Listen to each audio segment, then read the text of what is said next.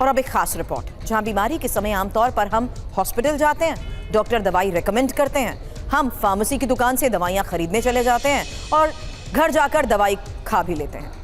लगता है दवाई के सेवन से हम जल्द ठीक भी हो जाते हैं, लेकिन अगर आपकी बीमारी दवा खाने से ही ठीक ना हो और मर्ज बना रहे तो आपको अलर्ट होना चाहिए, क्योंकि दिल्ली एनसीआर में मौत के ऐसे सौदागर एक्टिव हैं जो नकली दवाओं का कारोबार करते हैं और जनता की जान को कैसे मुश्किल में डालते हैं। इसको लेकर अब बड़ा खुलासा। दिल्ली और गुड़गांव में दिल्ली क्राइम ब्रांच ने छापे मारे, नकली दवा बनाने के रैकेट का भंडाफोड़ किया। क्राइम ब्रांच ने 8 ऐसे लोगों को पकड़ा जो कैंसर की नकली दवाएं मार्केट पे पहुंचा रहे थे, लोगों को मौत के मुंह में धकेलकर करोड़ों का मुनाफा कमा रहे थे। इनमें से एक आरोपी की गिरफ्तारी बिहार के मुजफ्फरपुर से हुई है। ये लोग ब्रांडेड कंपनीज की कैंसर दवा की शीशी में नकली दवा डालकर इसे बाजार पहुंचा रहे थे, सस्ते दामों पर दुकानों में सप्लाई कर रहे थे। छापे में 7 इंटरनेशनल और 2 भारतीय ब्रांड की कैंसर की दवा भी बरामद की गई है।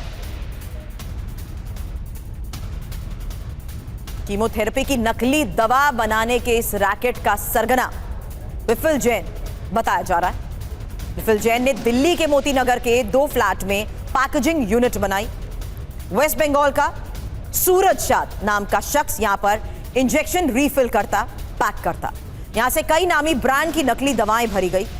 वाल्स, मशीन, रॉ मटेरियल, 50,000 रुपए और $1,000 भी रिकवर किए गए हैं। और जिन 7 लोगों को पकड़ा गया है उनमें 2 लोग ऐसे भी हैं जो एक बड़े कैंसर हॉस्पिटल में नौकरी करते हैं। ये लोग गैंग को कैंसर की दवा की खाली शीशियां मुहैया करवाते, नकली दवा इनमें भरी जाती। इंजेक्शंस की खाली शीशियां नीरज चौहान नाम का शख्स मुहैया कराता। इनकी मिली भगत से ही जिन कंपनीज की कीमोथेरेपी की दवा बेची गई उसकी कीमत करीब 4 करोड़ रुपए थी। दिल्ली पुलिस की क्राइम ब्रांच ने डीसीपी अमित गोयल और एसीपी रमेश लांबा की देखरेख में 4 ठिकानों पर छापेमारी हुई। जब खुलासा हुआ तो हर कोई चौंक गया। आपको यह भी बताते हैं कैंसर जैसे रोग की नकली दवा बनाने वाला सिंडिकेट कैसे चंद खाली शीशियों से करोड़ों का मुनाफा कमा रहा था। इंफॉर्मेशन वॉल का रुख करते हुए मौत के सौदागरों से कैसे सावधान होने की जरूरत है, जरा ये जान लीजिए। ये जो आप 5,000 रुपए देख रहे हैं, ये 5,000 रुपए में नामी कंपनियों की दवा की शीशी को खरीदते थे। अब 100 रुपए की नकली दवा इन शीशियों में भरी जाती थी। 1 से 3 लाख रुपए में कैंसर की नकली दवा को बाजार में बेचा जाता था। 5,000 रुपए की नामी कंपनी की शीशी की दवा खरीदते थे, भरते थे 100 रुपए की नकली दवा और बाजार तक जब ये पहुंचती थी तो कीमत होती थी 1 से 3 लाख रुपए।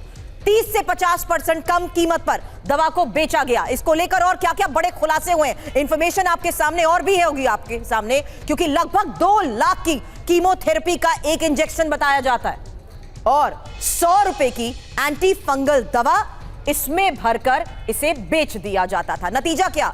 मरीज की जान बचाने में यह दवा नाकाम रहती थी। यानी कैंसर की दवा से ही कैंसर की बीमारी और ज्यादा एग्रीवेट होती थी। हालांकि 2 साल से जिस तरीके से यह गोरख धंधा चल रहा था, 5 से 7 हजार इंजेक्शन अब तक बेचे जा चुके थे। अब सवाल यह है कि इंजेक्शंस कहां पर बेचे गए। दिल्ली, मुंबई, पुणे, मुजफ्फरपुर में सप्लाई को लेकर बड़ा खुलासा हुआ। यहां तक कि चीन और अमेरिका में भी सप्लाई किया गया इसे। तो इस गोरख धंधे को लेकर, इस पूरे नेक्सस को लेकर जिस तरीके से अभी फिलहाल पूरे मामले की इन्वेस्टिगेशन हो रही है, बड़े खुलासे हुए हैं। दिल्ली, मुंबई, पुणे, मुजफ्फरनगर में इन्हें सप्लाई किया गया। यहां तक कि चीन और अमेरिका में भी सप्लाई हुए। इस बीच दिल्ली क्राइम ब्रांच की कैंसर की नकली दवा बनाने के इस गोरख धंधे की खबर जैसे ही मिली, क्राइम ब्रांच ने जाल बिछाया, 7 आरोपियों को धर दबोचा।